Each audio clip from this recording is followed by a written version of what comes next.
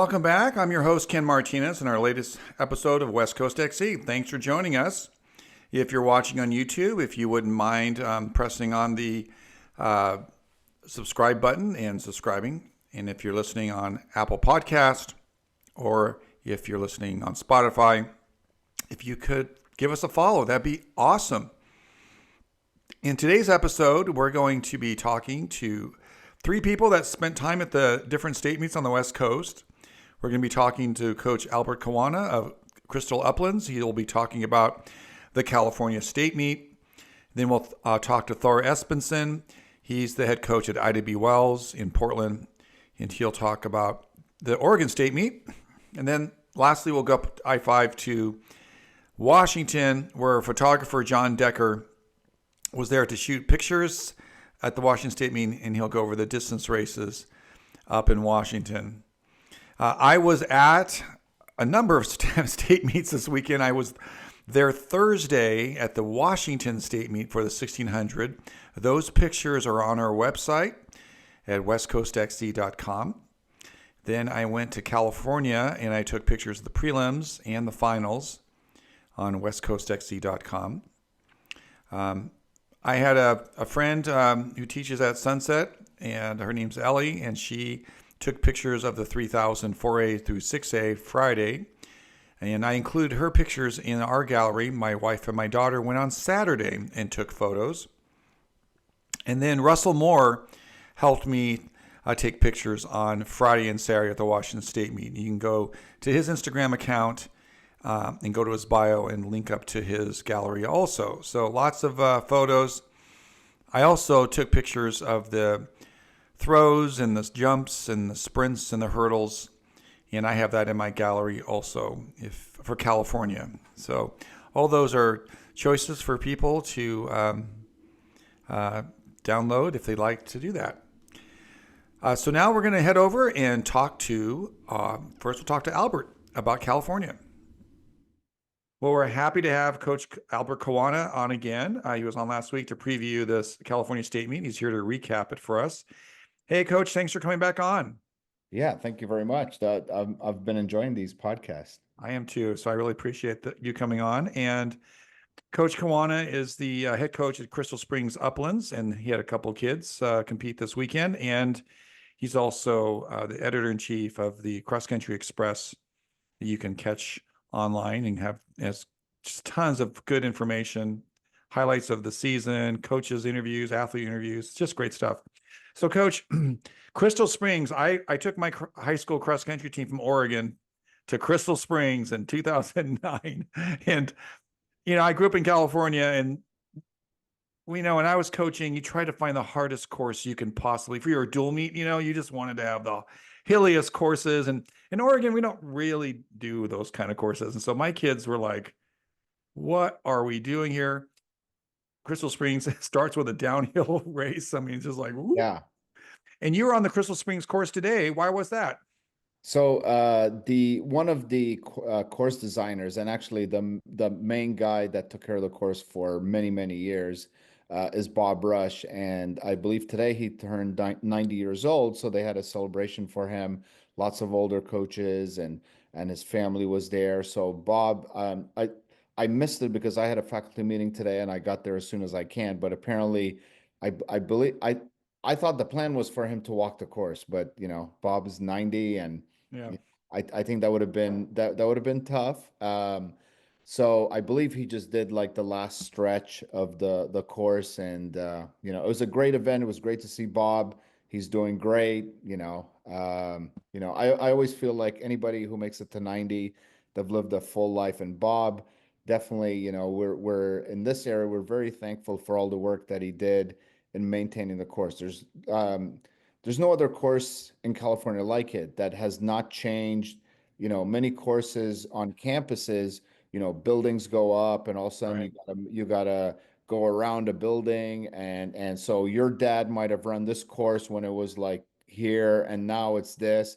Well, at the Crystal Springs course, you have fathers, sons, mothers, daughters, mothers, sons who've run the course, and it's the exact same course it's been since 1972. So that was the event today. It was great. That's cool. Well, you were at the state meet, and I thought we'd go through Saturday's finals from the 16 down to the last race, the 3200. So we had the girls 1600 meters race, close race. Yeah. So great way to start the distance portion of the meet. Um, I thought Braylon Combe was really coming on, and she ended up winning. Great race with Hannah Thompson. Hannah Thompson, as she showed later on in the meet, super fit, I think they were separated by point oh 0.05, It was close. and really close race. And it Mm. looked like Braylon was looked like she tripped as she was heading toward the finish line, but she managed to get in front of Hannah. So I mean, two girls going 4:35, great duel up front. And last year she got second, and she gets first this year. But Hannah, I believe she doubled a couple of years ago. This was her first year. She didn't double last year, but doubled this year. And 4:35, big time for her. And, great race. Correct. Really great race. I want to mention, I don't, not a weatherman, but my car said it was 104 on the way over there. My phone said it was 102. Well, let's just say it's somewhere between 102 and 104 at race time. It was hot. I was driving the van toward the meet, and it said 110. And luckily the kids in the car couldn't see that number. Yeah. I was I think I was kind of like sliding over so they wouldn't see like 110. And Mm. but so this was the amazing part was, if it was over 100 degrees like in our area, we would just be like melting. And it seemed like, I don't know, maybe it wasn't humid, but and I think coaches and kids did a really good job of staying in the shade, making sure their kids were hydrated. And if you look at the performances, they really were not affected by the heat. No, and you'll talk about Hannah later. She just does this incredible double, which you would Yeah, think would not work out for you after doing a 435 in a yeah, 104 heat. And then the prelims the day before, kids ran very fast to get to the 800 and the 1600 final. Did right. not seem affected by the heat. It was hot the day before too. It was Yeah. 99 or 100 degrees. So And I think a couple of years ago the temperature was about the same, and they moved, I believe, the final back a few hours, and there was no such talk this year of any I didn't kind see anything. of anything. So, I mean, Buchanan, great facility. Unfortunately, it does get hot sometimes, and we did get that this year, but it definitely did not affect the performances. Now in the boys 1600, you had a vested interest because one of your athletes was doing an all-out sprint with 300 meters to go. It was incredible. Yeah, so I think when you looked, so I thought he had the toughest heat um, at the trials. So Ben had won CCS. He had the Southern Section champion in his heat. He had the Norco Section champion in his heat. He had the second place finished Sac Joaquin section, and the runner from Trabuco Hills, Dylan, Yeah. was also who's run, I believe, 407 this year. So I thought he had the toughest heat. He ended up making through. I looked at all the heats, and I thought, based on like Grant Miller, how he kicks and wins races, I thought he was going to be a threat. And Connor Lott looked really easy in the first heat. So I thought it might come down between those three runners. It turned into a duel with Connor and Ben, and Connor got away from him, probably like in the last 200. So Connor ended up running, let's see, the fourth fastest time in state meet history. So the first one is German Fernandez ran 4:29. Then Jansen Osher ran 4:83. Ryan Hall in 2001 ran 4:02.62. And now Connor Lott, that's the fourth fastest winning time in state history. So he ran 4:03.32. And Ben ran the second fastest time for a second place Wow. finisher in history. Only Elias Gedyon in 2011 ran faster than Ben, and he ran 4:04.04. So Wow. great duel. Great The duel. Buchanan They were kid, doing an all-out sprint with 300 meters to go. It looked like to me they were sprinting. they were, yeah, they were going at it. I mean, um, like I told Ben, you he ran a PR. It's actually a CCS record, and Great. Connor just ran a little better. And sometimes you just you got to give credit to the other runner. So Yeah. there was no like shame in getting second. No. So that was a great race. Great race. Connor is a junior, so we Yeah, can hope for more from him next year. So that's pretty exciting. And then we go to the middle of the meet where we have the girls 800. right. Boy, So dominant. so before, if you looked at all the distance races, I think you can look at all the different races and go, well, there's a couple here, a couple there, a couple there, and this. But in the 800, it was very clear. There was like one favorite, and she dominated the race. So McKenna Herbst from Carlsbad ran 2:02:28. It's a second fast time in California history. Only Amy Weisenbach of Harvard Westlake ran faster, and she also did it at the state meet, ran 2:02.04. So, I mean, there was no drama on who the winner was going to be, pretty clear that she was going after the record in that race because the gun went off, she took off, and it was over.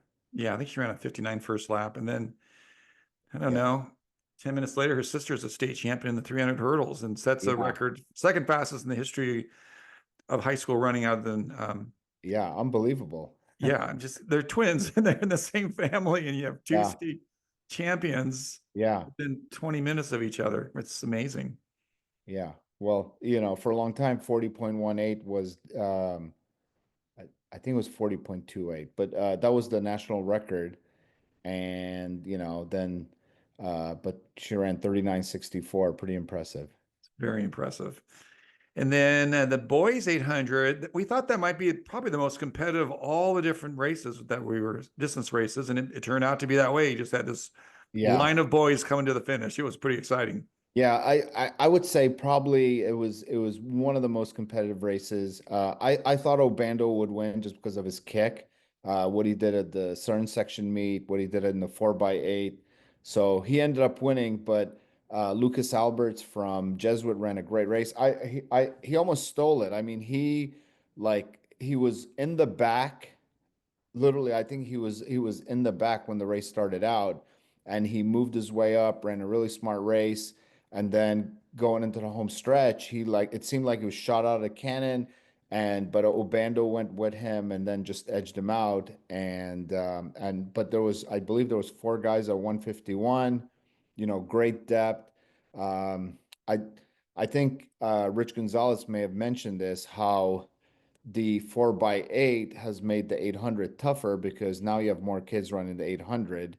So, Mhm. like I had a kid a few years ago who made the final at 153. Now 153, you don't even it took a lot faster time to make the final. Yeah. So there's definitely an evolution of the 800 in California. Wow. So then, speaking of the 800, we go, it gets dark. It's the 4 by 800 and pretty a very close finish in the 4 by 8 for the girls. Yeah. So, well, both the girls and the boys, you ended up with some really fast times. So, once again, I think the 4x8 is going to continue to get faster, and eventually, I believe there'll be trials. There'll be more teams from the Southern section making the state meet, so that's going to make it a more competitive meet, and it's going to continue to get faster. But Santiago Corona ended up winning. They set a state meet record. They went 8:49:01. Um, so Braylon Combe ended up anchoring their team, and pretty impressive that they can win the state meet without one of the top runners in the state, So pretty deep team. Yeah, Riley And Bladette was getting ready for the 3200. Would have right. been an outstanding 800-meter runner. I'm sure she would have been fine. And then so Jay Sarah got second. They ran the third fastest time ever in California history. St. Francis was third. Clovis North Sabrina was Zanetto, she seemed thrilled. I was at yeah. the finish line. She was super happy. Yeah, and so there was four teams that broke 9 minutes, and crazy depth. I mean, 11th place was 9:04. Wow. So it's definitely the race is going to continue. What a great addition. I'm sure Oregon is still very jealous. We were very jealous. Yeah. Yeah, we want it. Um, and then the boys, Jay Sarah ended up winning. They ran 7:33:43, second fast time in California history, only trailing Long Beach Poly that ran 7:28:75. And then Miracosta got second. They ran the fifth fastest time in California history, 7:35:15. And Oaks Christian, I believe they have the sixth fastest time. They ran Wow. 7:35:94. Just a couple of years ago, 7:39 won it. And this year, there was these teams that were faster than that. So super competitive race and, another great field. Great field. Then we get to the girls 3200, and we've talked about this before. We have three defending state champions still active in high school, and you have a bunch of other young ladies that could be a new champion. So that was kind of compelling. Yeah. So, like we said before, three former state champions. Hannah Thompson was one of the girls that doubled back, and it turned into a great duel between her and Riley Blade, and she managed to get away from her in the last lap, and so she ended up running 4:35:69 in the 1600, and then came back and doubled back to run 9:48:98, which I'm pretty positive that's a PR for her. Riley Blade was 9:50. Just a great duel between two really good runners. Still pretty hot. I mean, the sun's down, but it's still, Yeah, yeah, yeah, it was super exciting. Yeah, it was the two of them that just ran amazing. And again, I'm just like completely impressed that she can double back from that really hard. I mean, she fell to the yeah. ground. It was a hard, all out effort in the 1600, and then hydrates and recovers and runs this great 3200. Yeah, I mean it was definitely very ambitious, but she ended up, she was as close as you can get to. She almost won the 1600 and then great effort in the 3200. So pretty, I'm sure she's going to run in a postseason meet or two, but Mhm. what a great way to end her official California season. Then the boys race, I didn't realize that one of the top runners wasn't in the race till about 2 laps left in the race. Yeah, I'm looking through my lens, I'm just cranking pictures and I'm like, wait a minute, something doesn't feel yeah, right here. right. So I started getting some text and somebody goes, "Where's Evan? Where's Evan?" And then people around, I hear him like, "Where's Evan Noonan?" And obviously, they wear the blue and white Yeah, striped pretty easy to top. find. Yeah, Very easy to see, and he was nowhere to be seen. Apparently, he got ate something that really upset his stomach, and he had some sort of stomach virus, I believe. So that's too bad.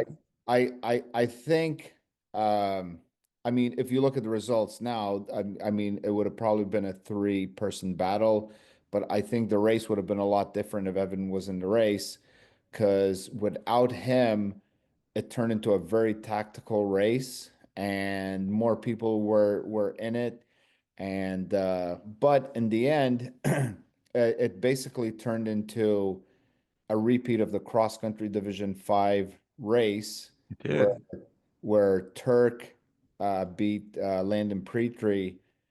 So in cross country, they ended up running the first and second fast time in California, and then once again in 3200, um, Turk won. So pretty impressive double for him to win, to be the fastest guy in cross country, and then win the 3200 in track. And very unfortunate that Evan didn't race. I think the race would have been a lot different. I think the race would have been faster, and Mhm. it would have definitely changed.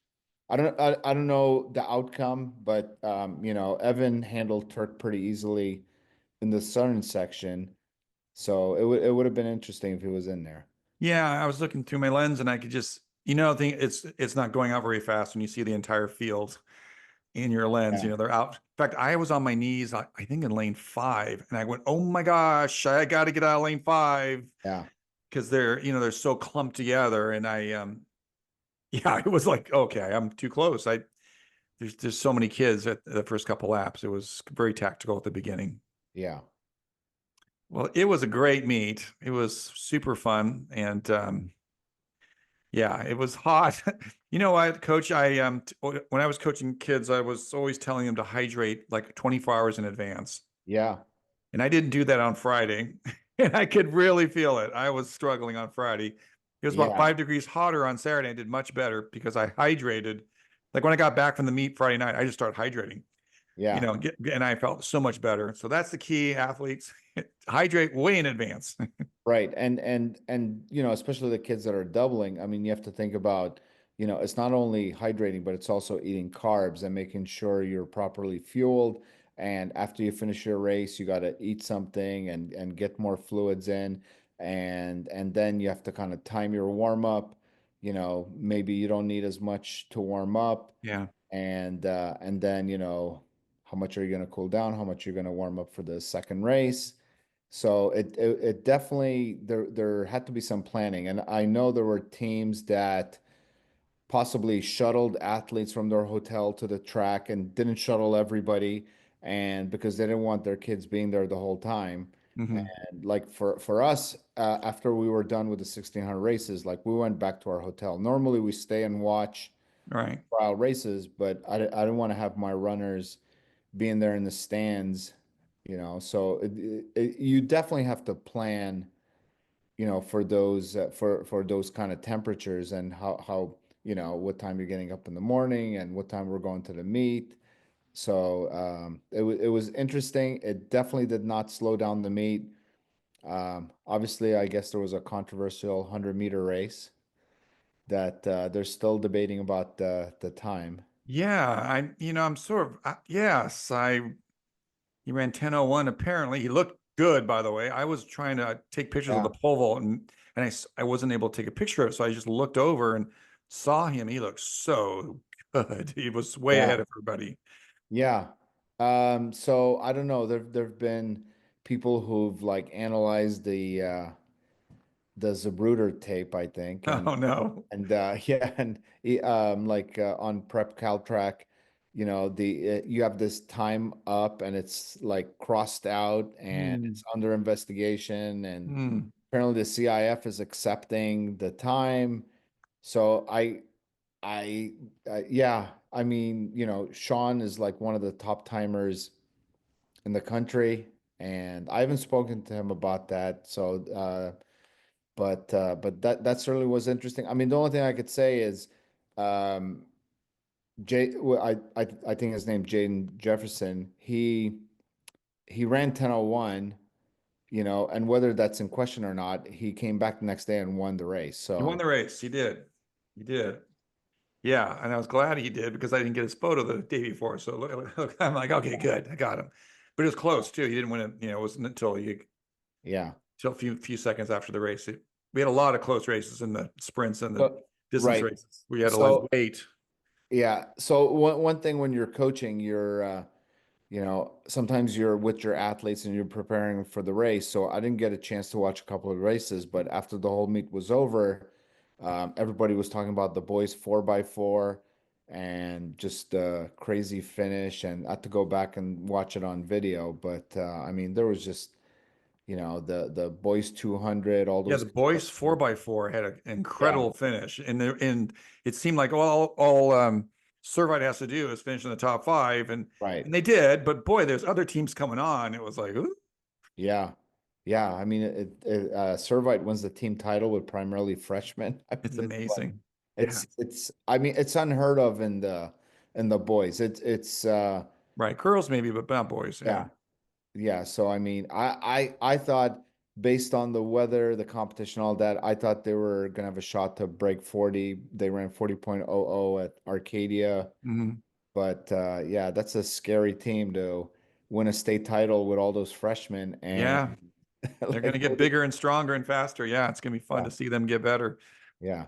Well, Coach, I sure appreciate you coming on and fitting us in your schedule and talking about the state meet. We'll have you on again. You're an excellent resource. And I know you're now the track season's over. You're starting to think about summer practice and recruiting kids out for the fall. And Yeah, here we go again. Let's do it.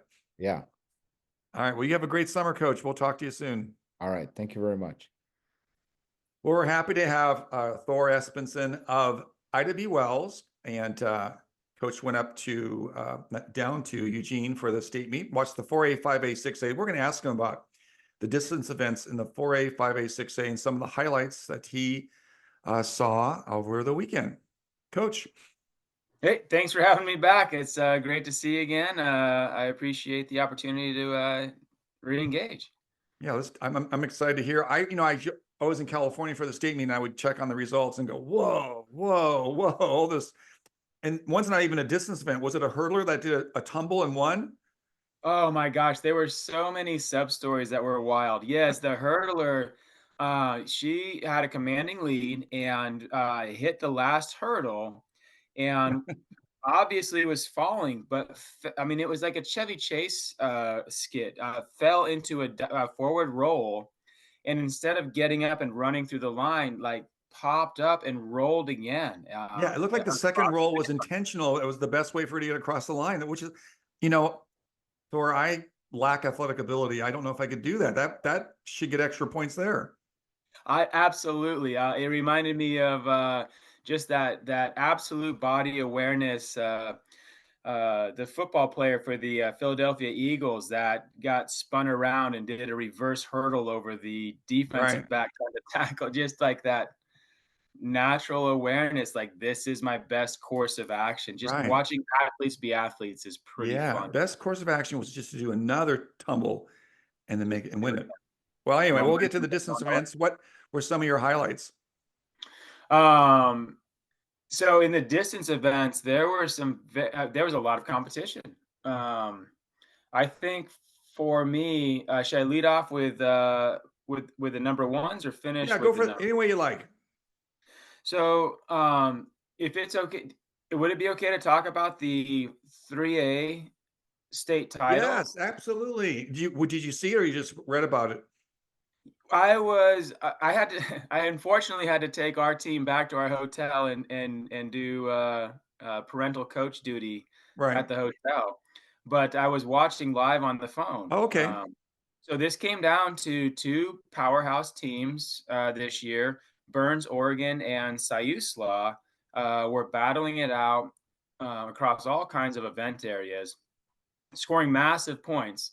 And Burns goes into the 4x4 up by 1 point over Siuslaw. So long story short, if Burns wins the 4x4, they win the meet. If Siuslaw wins the 4x4, they win the meet. Wow. So all chips are on the table. So it doesn't matter if one finishes fifth, one finishes third. It's just you got to win it. It would, yeah. It came down to it. I mean, the mathematics could boil down. Siuslaw had the number one team, and Burns essentially had the number two best team. Okay. And so that's what it's. The problem for Siuslaw was they were in the slow heat because of a time they posted at their district meet. They're in a separate heat. Okay. So Siuslaw comes out 50 point, 50 point, 50 point, 49 point, 322 meet record for 3A in the slow heat. Solo. Wow. So then Burns comes out, and forgive me, I don't remember the exact splits at the beginning. It was like 52, 51, and I'm watching it online. I'm like, okay, they're out. Siuslaw wins. Then they drop a 49, 48. So now they run 322 as well. Oh gosh. Siuslaw in the slow heat runs 322.4, and Burns runs 322.6. Siuslaw state champions by 0.2 from the slow heat. Wow, that's nuts. And then just get your mind spinning. What if they were in the same heat? You know, how would you be done the order? Would you have? I mean, you wonder if they could reshuffle it next time and say, hey, listen, these two teams are going at it. We're gonna, but then I guess one team gets bumped to a lower heat and they're not probably happy. I don't know. It's weird. Yeah. Anyway, yeah. Logistically, cool. I'd like to see the 4x4s maybe be seeded by season best because it's such a big impact where the other events aren't impacted as much. But Right. for another, I just thought that was just a great storyline that came That's out a of the great 4x4. storyline. Emily, we talked about this last week. Emily Wisniewski with her fourth 3000 title. Yeah. That was just cool. That's hard. Yeah. I don't know if it's been done before. There was a Tualatin runner in 2000. Was that 5? I think she may have done it. Okay. I'll have to look back. I think she did all four. I think she won all four in cross country. Mm-hmm. Well, Emily Something won 8 now, right? She won the 4 cross country races and the 4 track races. amazing. That's amazing. Well, yeah, she ran a pretty good time too, like 9:39. It was a really good time. Yeah, and her patience was fantastic. Her patience went kind of holding back. She was kind of back in the pack a little bit. There was some battles going on up front, and then you start hearing the announcer going, "Okay, Emily Wisniewski's starting to wind up, and just started like closing the gap, closing the gap, closing the gap, and then secures the victory, which was that's fun. I liked Yeah. I liked the narrative. I liked the build up. It was and obviously hats off to Emily for a wonderful career. We talked about that last week about what a cool sign off that would be. That would be great. Yeah. We talked last week too about Chloe Heiler in the 3000 seemed to kind of have things that was maybe one of the more obvious betting lines were there to be in high school, but she really in the 3000 went out there and she just ran. Yeah. She just ran and was a very 925 in the 3000. She's run 917, but at the state meet with the competition she was going up against, just a very dominant performance. And I think the doubling back with the 15, with another dominant win, 6 seconds in the 15. Mm-hmm. Was fantastic. And I know there's some illnesses going around and things like that impacted some of the other performances, but hard to take away or overshadow what Chloe was able to do, just physically, just exert herself. Yeah. Was very impressive. So kind of we were expecting, but fun to see. Fun to Yeah. see her. Oregon has outstanding athletes. So it wasn't like it was, on paper going to be a dominant weekend No. for her. She would be challenged, and so that's really impressive. Won the 15. Yeah, she had to go up against Ellery Lincoln from Lincoln, coming in with a 421. Sophia Malinowski, who ended up being the state champion in the 800. Who ran a 209. She split 57 or she has run 57 in the open 4. And for Chloe to kind of go out there and kind of run away and assert herself, that's hard to do. I mean, Yeah. you kind of put the pressure on yourself when you go out there and just, it wasn't that she was going to just run away from these other women, but she felt that was her best shot and it worked. And it's cool to see that. Yeah. It was cool to see that play out well. Mm-hmm. That's scary. That's scary to kind of, be out there on your own, hearing footsteps for while you're up there. Where's Chloe going next year? Oh my gosh, that is Sorry an about awesome. Yeah, that's an awesome question. I apologize, Ken. I do know the No. answer. I should put you on the spot. No, I want to say, it'll is it come. Notre Dame? Yes. Yes, she's going to Notre Dame. There we go. Sorry about Yes. that. Yes. No, And her sister's going someplace different, amazing too. I'll Google that too. oh, another. Well, and roll into the storyline that she's got a twin who's an amazing runner, amazing Right. athlete, doing incredible things. And she Right. she third 800, and fifth in the 15. It was just Yeah. The Chloe's going to Notre Dame and Hannah's going to Vanderbilt. As a parent, you can't but be happy for those schools. You know what I mean? Like, those are good schools. those sound very academic to me. I think Yeah. that's Right. good stuff. Then I think Tavon has to be mentioned. Kitchens, we talked about him last week too. The Crater Kid in the 3000 on Friday morning, kind of like we talked about, the gun went off and he just went to work and just Mhm. was pounding out lap after lap after lap. And Hayden Boaz from Summit, an NXN qualifier in cross, made a great effort to kind of like, hey, maybe I can hang with him. But Tavon just put down a crushing, just rhythmic.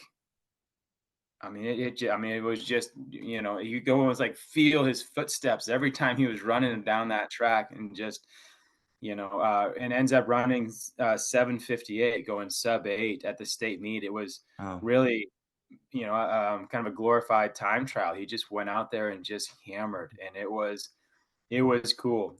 There was a little bit of a slowdown in lap, 6 and 7, that, as we anticipate, Right. like, okay, is he going to be able to like handle this pain and pressure, and then, yeah, sure enough, man, that he just reconnected and took off again. I know that he ran like 801 or 802 at Jesuit Twilight Relays, and that was considered like a big deal Yeah, with a pacer to get him with a through the first half. pacer. Correct. No pacer in the state meet. No, nope. Yeah, it was cool to see. Um, yeah, that was very. Yeah, we'll remember that. Yeah, he Yeah. just went out there and got it done.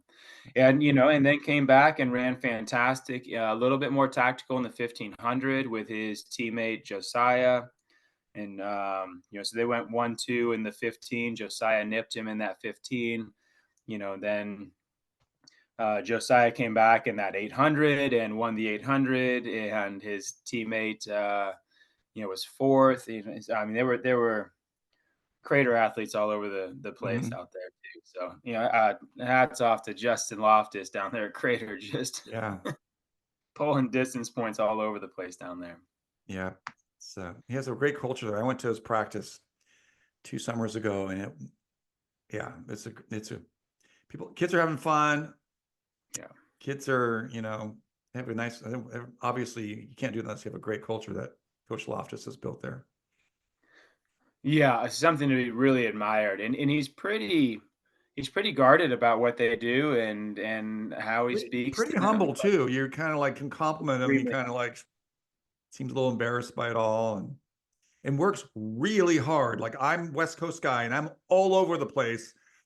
He's all over the same places I'm at, but he's got kids that he has to, like, I don't have to do like a bed check. I just go to sleep, he's got it, he's everywhere with these kids for these opportunities. Not just as two good boys, but all of his kids, and he works real. He's been doing it for a long time. Like, I've been at meets 2010 or 11, and he's at the San Francisco State Invitational during spring break, have his kids running unattached. I'm just like, wow, what is going on? That's awesome. Yes. Yep. Yeah. He is a fantastic coach, a fantastic human. And if you have the chance to get to interact with him, he's just the greatest. Yeah. I He's mean, great. and yep, yep, he is great, and he is creating great opportunities for great athletes down there, Mhm. north of Medford, Oregon, of all places. Central Point. Yeah. No Yeah. disrespect when I say of all places, just No, no, no, no. And I'll have to tell you, both my daughters ran cross country, high school cross country. And we'd go visit my brother who lives in Sacramento, my parents in Los Angeles, and we would drive, and we're driving through I-5, and it says Central Point is exit. And I go, and Crater was real, this is back in 2010, 11, 12, when they were in high school. And they would have border clash, and half the Crater team makes it to border clash. So that, they get to know the Crater kids, and I'm saying this is Central Point. And both my daughters were like in the backseat of the car going, where did it go? well, like, what is it? Yeah, it's like, Yeah. it's just it's more than the water. It's coaching and kids, right? Absolutely. And you hear about a lot of these programs with great respect. They've got 3,000 and 4,000 kids in their high school, and they're in these affluent, suburban neighborhoods outside of Chicago, outside of LA, Mhm. and then you've got, Central Point, probably, I don't know, are they an affluent suburb of Medford? Is that the way you Yeah, describe Central that? Point's known for the timber industry, which has declined here in Oregon. Yeah. Yeah, But it's blue what, collar. 15? 1,200 kids in their school. So Yeah, anyway, it's amazing. yeah. Yeah. Yep, yep, and it just keeps churning those kids out, and there's a whole new generation coming we talked Yep. about. Yep. So then there were some performances that really floored me. I don't know if you had a chance to catch up on some of these. Um, Dylan Wagner Yeah. from Sherwood had a heck of a meet. Yeah. You go to the results and just kind of peruse through, you may not realize it. He won the 1500 and he won the 3000 the day before. Um, the day before, on Friday morning, he ran the 3000, and the race was kind of like a lot of testing each other out. There was just a lot of subtle moves here and there. There was a big pack. We talked about this last week where there were a lot of athletes that were in the mix and they were kind of feeling each other out. And Malachi Schoner, we talked about last week, broke it open with about about 1,000 meters to go, maybe 800 to go. Um, and Dylan Weiniger ended up coming out on top. He ran two flat for his last 800 in that Wow. 3K. Yeah. And capped it off with a 56.6 last 400. Wow. Just flying, That's flying. just flying. And then came back in the 1500. In the 1500, I think a lot of the kids, again, were just apprehensive to kind of, you know, get things going. There was a lot of opportunity in there to kind of get things going, and just not sure, kind of feeling each other out. But about with 650 meters to go, I believe it was, Zaffer Corcel from Franklin just blew open that backstretch, just took off. I mean, it was a definitive shot, and forced the field to kind of respond. And Dylan was in eighth place going into the last lap Wow. and finished with a 55.8 last lap to win it. But his last 800 was a 156.8, which is a Wow. pretty impressive last It 800 of a is. 15. Wow. Um, These kids are running so fast. yeah, I'd be yeah, so proud to have a 156 800-meter runner on my team. Wow. yeah. And this is his closing 800. So yeah, yeah, that stood out to me, to show that closing prowess in both races. Just really kind of, put cemented him. And we talked about him and how fast that he had run in his Pacific League, Right. 8:15, in And it his didn't league. affect him because he won both races. We were thinking, wow, that might have taken too much out of him. Yeah, do you want to do that? Yeah, no, he was fantastic. In the 5A 1500, as a side note, 154 used to be a pretty solid effort. Speaking to how fast these kids are getting in the 5A race, um, sixth place was 154. You had to be Yeah. 154 to be in the top six of the 5A race. Yeah. 5A was pretty stacked. Yeah. Wasn't going to be like necessarily like Josiah was 100% going to win that. There's some good defending Hmm. champions in there, and there's some good people in there. So, Yeah. yeah. Yeah. So those there were some great races. For me, in the distance races, the performance of the meet for me went. We talked about him in the 800 was Bodie Lutz from Marshfield. Yeah. 150, right? Yeah, caught me off guard a little bit. He opened his 800. I was watching for him. He's an athlete I've seen the least out of the ones that we had talked about last week. Mhm. And so he opened with a 56 flat, and he was leading by 60 meters at that point. And I was like, okay, let's see, buddy, 56 flat. Can you hold on? And Mhm. he said, hold my hat, I'll hold on. He accelerated going when he heard the bell, accelerated. So he went 156. He went 56 and then followed that with a 54 for his Wow. 150.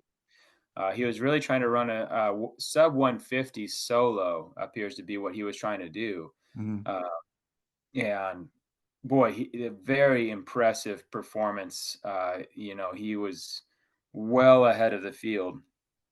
But I don't know if you caught this. Did you see what he did in the 4x4? I heard he ran 45. Yes. So they're going into the 4x4, and they are running against Crook County, and they're kind of a little bit neck and neck with the Anchor Leg. And I don't know what I expected out of Lutz for an Anchor Leg fast. Yeah.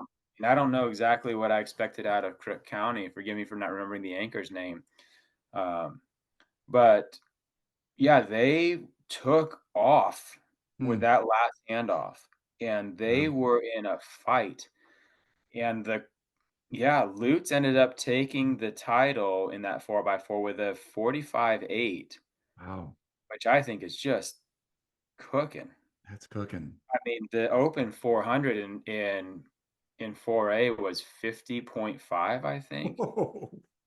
And so here on the anchor, you've got this 800 kid, running a 45.8, but the Crook County kid ran a 46.9. Right. Right. He's running fast too. Yeah, I mean, It's one of those just things where Cook County kid's like, oh, darn it, I lost. But then what is my split? Oh, okay. yeah, I was at the yeah, California State meet and they ran some really fast times. And the kids that finishing third are putting their arms in the air, probably because they're breaking a school record or something, And it's like, they're not totally. just, they're happy too. They're running these fast times. Yes, Yeah, yeah, yeah. California was crazy for sure. it was hot. But okay, so that's not, 103, I heard. yeah, it was really hot. It was not good for a photographer that lives in Beaverton. It was hot.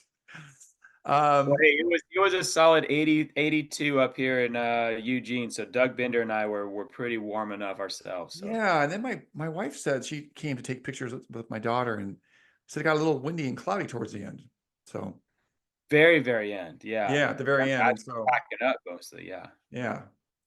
Well, Thor, I appreciate you coming on, and I know it's a busy time for you guys. We're both teachers. It's graduation week here, so I appreciate you spending some time watching the meets and giving us some 3A action too. I also want to maybe point out I saw an Instagram post about Schoolmeister, Sophie Schoolmeister set a record in the 1500 and broke a record, and the official was there. It was a 46-year-old record or something like that. Yes, yeah. I mean, gosh, we could go on for days. Yeah. Yeah. So Sophie Schoolmeister had a fantastic state meet, winning the 800, running incredibly fast in that 15. I think she was fourth. Was it 4:39? Mhm. I had it up a minute ago when I was looking at some stuff. Um, yeah, another fantastic performance. Not to go overshadowed at all by the other races. Yeah, the 15, yeah, 441, but well challenged by the Valley Catholic girl in 442. Yeah, But then all there's several Valley Catholic girls. Yeah, yeah, I mean, yeah, and shoot. Isabel and Jaya. Those are It's just deep. Oregon's deep. Well, It's and deep. in the boys 3000 at 3A as well, we had an OES kid, Ronan, going up against the Siusla kid, Clayton. Mhm. And those guys coming down to the last 120 meters, battling it out, Mhm. both well under, two well-seasoned competitors going after Mhm. each other. It was again Yeah. another great race. Contributing again to Siusla's 1-point win over Burns. Wow. If Clayton doesn't pull off that last second kick against the OES, yeah, there were so many great, um, there were a couple more with the girls 6A 800. Um, the Sunset Oh yeah, Naomi she ran. Caesar. Naomi Caesar. She ran like 10:2:10. I did. It's really Yeah, fast. it's like a 5-second Yes. PR in the final of the Yeah. state meet. Yeah. It's crazy. And unfortunately missing Ellery Lincoln due to illness. Mhm. Just but Yeah. we It's called could go Hayward on. Magic, Thor. You know about that. It's a fantastic place. Could go on for days of talking about it. Well, I appreciate it, Thor. Thanks for coming on. I appreciate the time. I wish I had been there. It sounded awesome, like as Yeah. always. And You have a good graduation week, Kent? And what day is your graduation? We're Wednesday. We Yeah. get our team awards on Tuesday, graduation Okay. on Oh yeah, Wednesday. you got team awards. Yeah, our team awards are tonight. I'm no longer coaching, so I get to do this instead. And then Thursday we graduate also. So yeah. Well, anyway, you have a great rest of your week and get some rest this weekend, and we'll talk to you soon. Yeah, appreciate it, Ken. Thank you so much, man. You're welcome.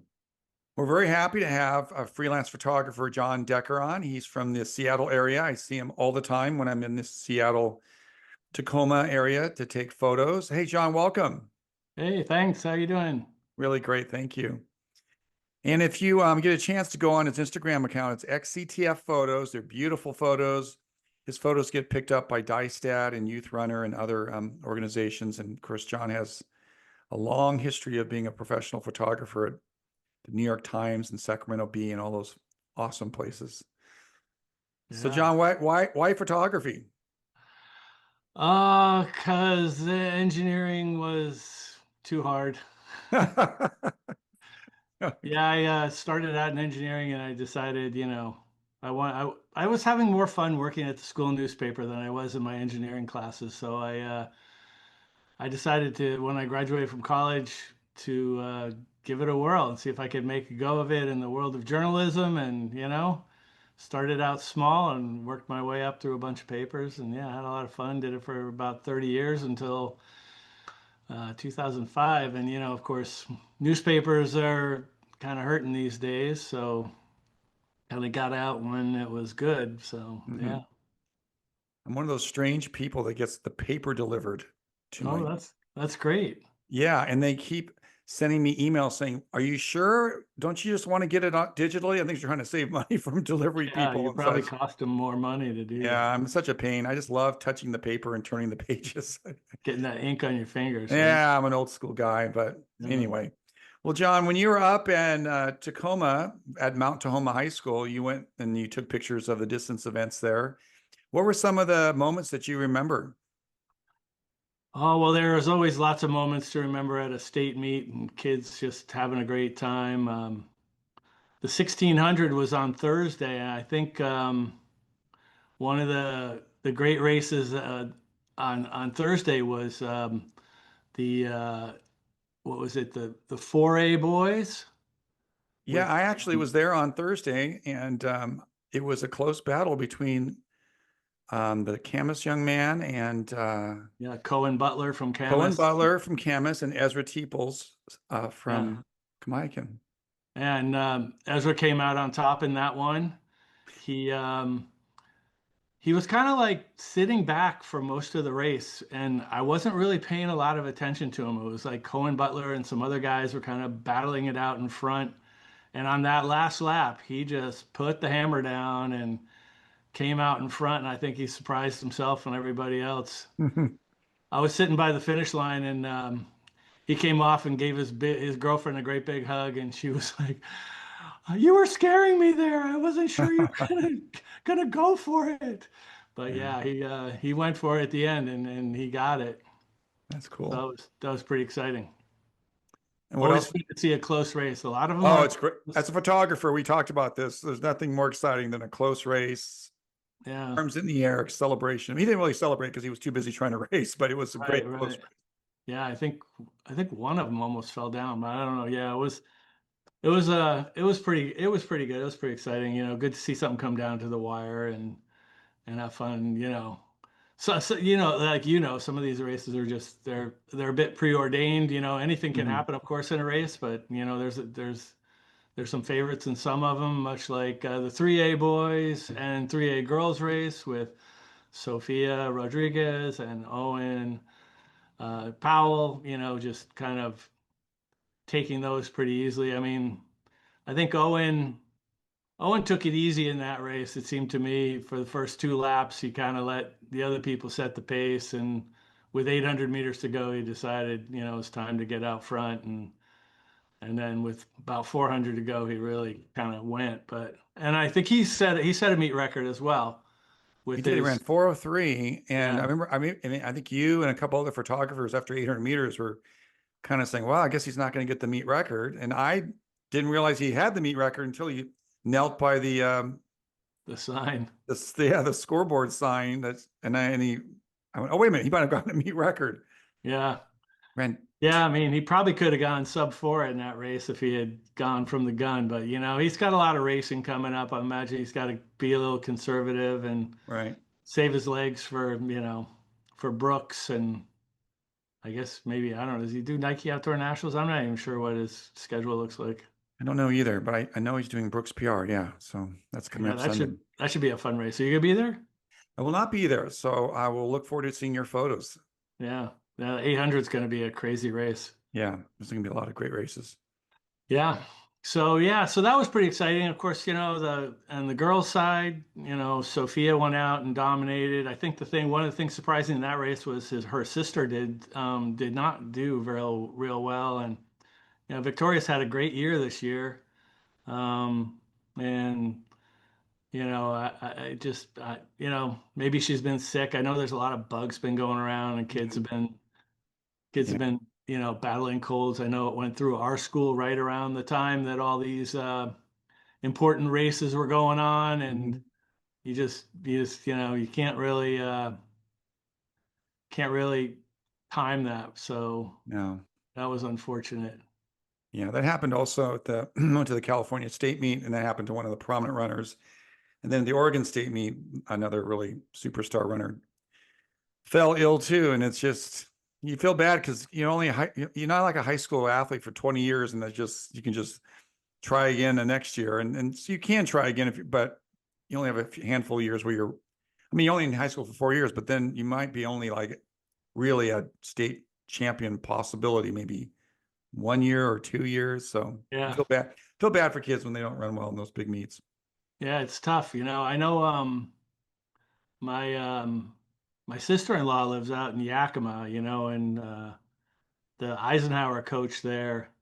Um, She was telling me that even before COVID, she used to encourage the boys on the cross country team, especially in cross country, because it's a team sport, and you really need like all of the kids to be healthy come state. If you lose one or two of your top runners and you're a contender, then you're out. And so pre-COVID, he used to encourage the boys and girls to wear masks to school to stay healthy. And I was like, really? Like before Wow. COVID? And he was like, yeah, before COVID. They were like, he was trying to keep the kids from getting sick. And like 2 weeks out, they were masking up, which I thought was kind of funny. Yeah, he's ahead of schedule on that. It's the fact that kids are training on this edge. They're on this edge of like as hard as you can go, and then you're going to school every day, and you're in these rooms full of kids that are coughing and sneezing and stuff like that. It's you can get sick, and especially in November when it gets like flu season. Yeah. So that was Thursday. Then we have prelims on Friday and 800. What were some things that stood out to you on Sunday for the 800 and the 3200? Well, for the 800, obviously, Owen again setting another meet record. He went sub 150, which was really great for him. Wow. Um, he went from the gun on that one. He wasn't like waiting around like he did in the 1600. It's a much shorter race. You got to go.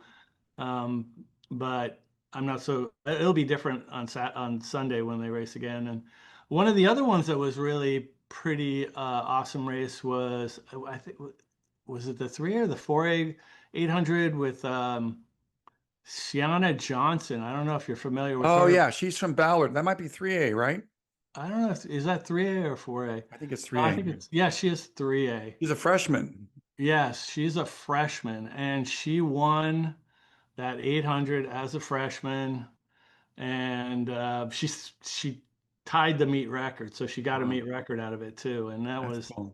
that was pretty incredible. Like my son, ran the USATF club circuit here in the Seattle area, and Sienna was on the Rain City Flyers growing up, and she's always been a decent runner, but man, she's really taken off in high school and Mm. done some fantastic racing, and she's gotten really like big. Like I can tell she's been like lifting weights and doing a lot of strength training and stuff like that because as an 800 runner you need a lot more of that strength than you do for the distance stuff.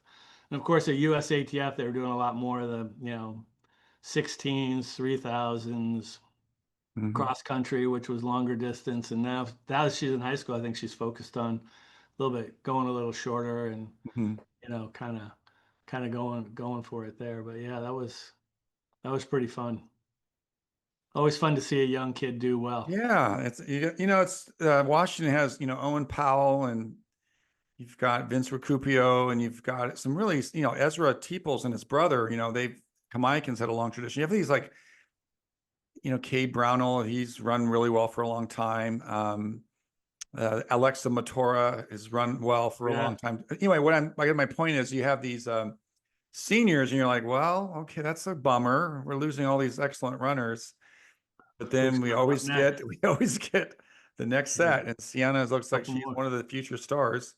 Yeah, and of course, Sophia's gonna be around a while. Sophomore, She's just a sophomore, right? I mean, Mm. she's something else again too. I Right. think she was pretty disappointed in her racing on Sunday And she ran in the the 3200. 32. She just didn't look happy. I think she wanted to get a meet record, and she was off it by a bit. But it's really tough when you're running out there all by yourself, and you got to basically, you know, it's a time trial essentially. She was from the gun miles ahead of everybody else. I mean, Mhm.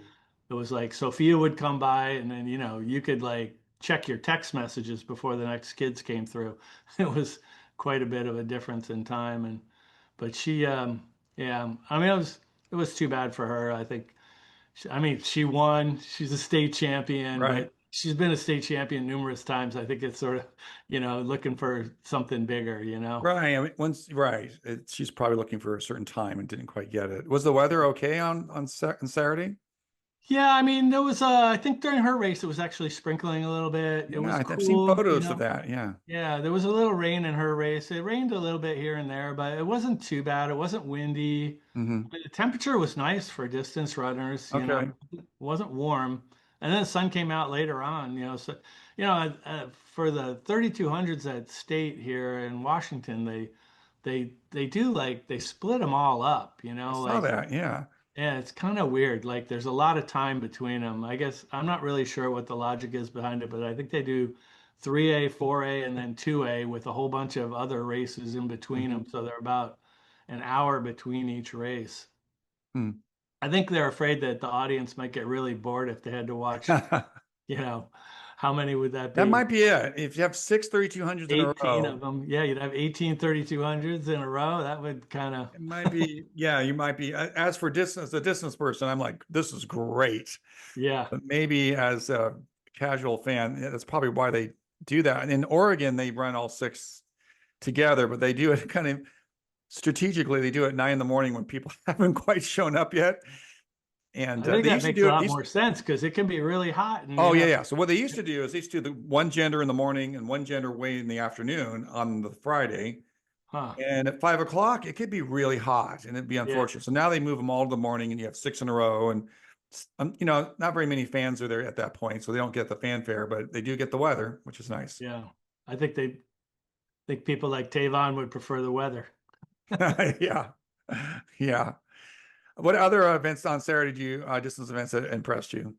Um, well, I guess I think the 4A 3200 was fun to watch. I was I was I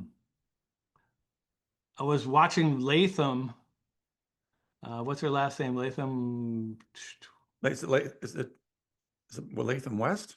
Yeah, Latham West. Yeah, and Bonnie she's Lake. kind of been dominating that that 4A Mhm.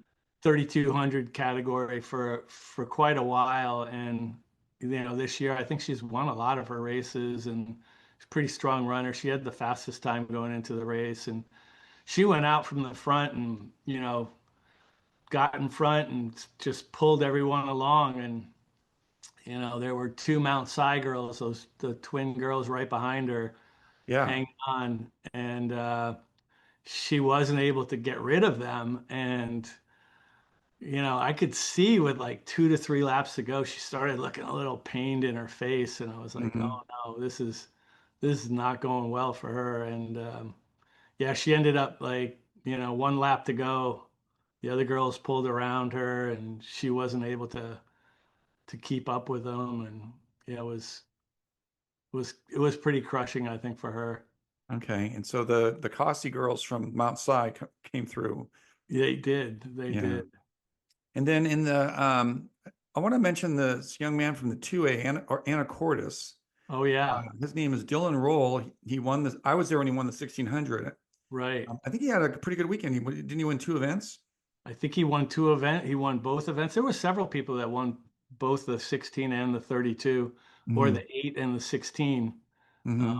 There were a bunch of doubles, but yeah, he had some pretty solid runs. He went out and kind of took that one from the front, I think, the whole time around, and just kind of, you know there were other people with him, but he just set the pace and went out and just ran everyone else down.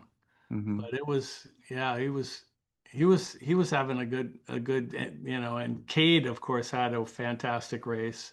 So Cade Brownell of Mount Spokane, he was trying to chase down Owen Powell on Thursday in the 1600, but didn't have to deal with Owen Powell in the 3200.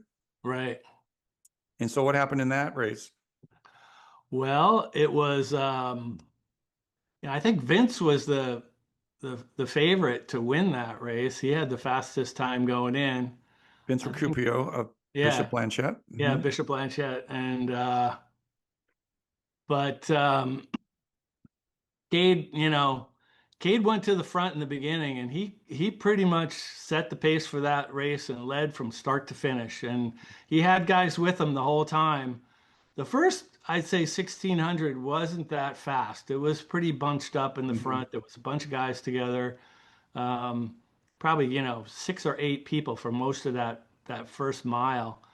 And then it got a little faster going in towards the end. And, I know that Vince has got a pretty good kick. He's a fast finisher. And I thought, with that slower pace that they went out in the beginning, that it was likely that, Vince was going to win that one. And then coming around the corner on that final stretch, Cade's out front and he is just, going for it. And I could see Vince trying to catch up to him, but he can't do it. And probably with like 20 meters to go, Cade's just, he knows he's won. He doesn't even have to look over his shoulder, and he just got this biggest smile on his face. He was so happy, and it was just like, I think that was my favorite picture of the meet, was that one, his photo coming in where he just had the biggest smile and was so happy. And it was just like, and then when he came over the line, he was punching his fists in the air and stuff Oh, like that. cool.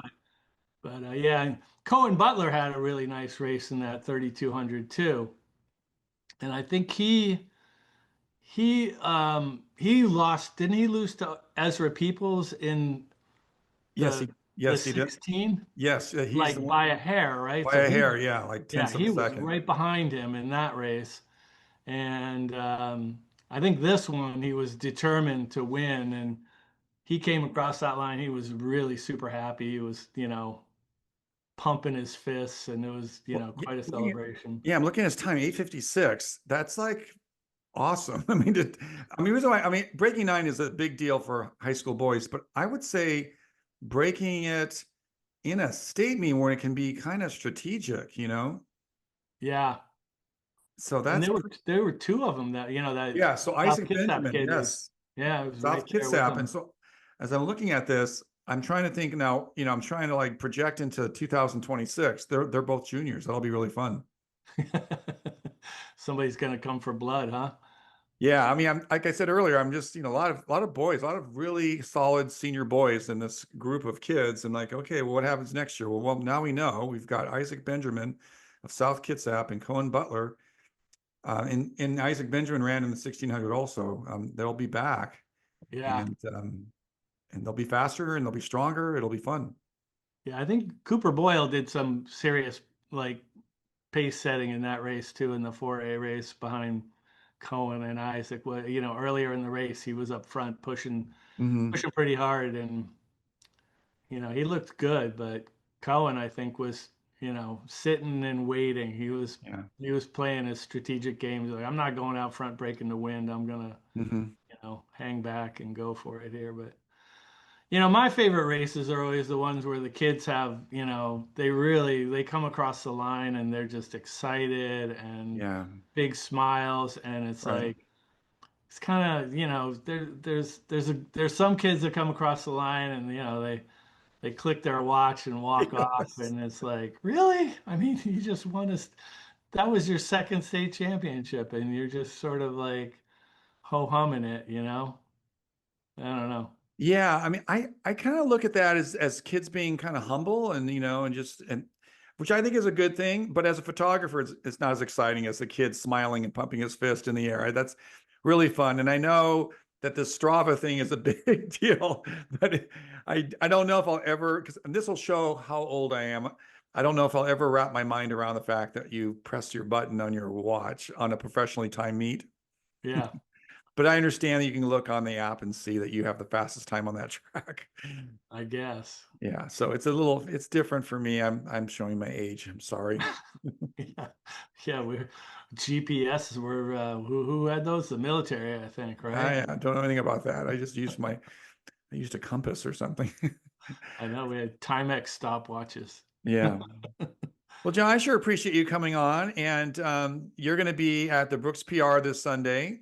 I am. And I'm looking forward to that. yeah, so I'm going to say your Instagram account again, XCTF Photos. So if you are people in our audience, John, this is West Coast XC, so there's people from Oregon and California listening, and there's Oregonians and Californians racing on Sunday, Sure. and they'll be thirsting for photos, so they'll come to your Instagram account at XCTF Photos, and you have a bio there too that goes to a website that has more photos.